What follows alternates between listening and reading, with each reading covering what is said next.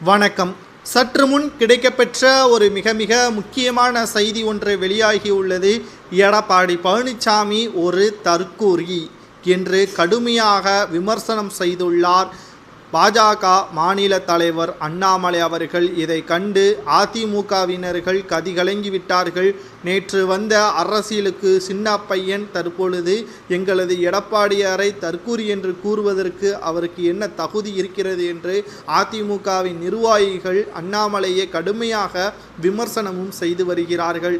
ஆனால் ஒருபுறம் நாம் பார்க்க வேண்டும், 2021 சட்டமன்ற தேர்தலும் 2019 மக்களவை தேர்தலும் பாஜகவும் அதிமுகவும் கூட்டணி வைத்தது. 2021 சட்டமன்ற தேர்தலில் 3.5% வாக்கு வித்தியாசத்தில் குறைந்ததற்கு பாஜக தான் காரணம் என்று எடப்பாடி பழனிசாமி அவர்கள் குற்றம் சாட்டினார்.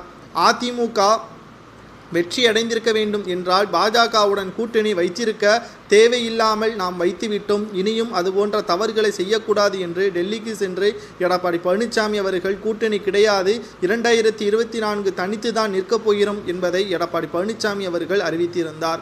ஆனால் எதிர்பாராத வகையில் மிகப்பெரிய ஒரு தோல்வியை சந்தித்தார். 3வது இடத்திற்கும் 14 தொகுதிகளில் 3வது இடத்திற்கும் அதிமுக வேட்பாளர்கள் இறுதிக்கட்டத்தை தோல்வியை தழுவினார்கள்.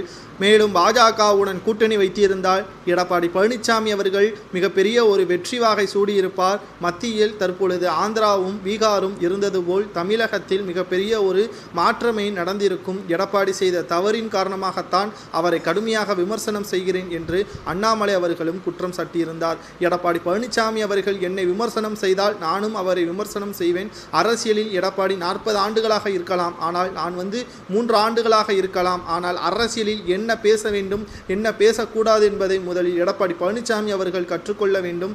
10 ஆண்டுகளாக நான் சிவப்பு மையிலும் பச்சை மையிலும் கையெழுத்து போட்டுள்ளேன். ஆனால் தற்பொழுது எடப்பாடி அவர்கள் என்னை மிக மோசமான முறையில் விமர்சனம் செய்து வருகிறார்.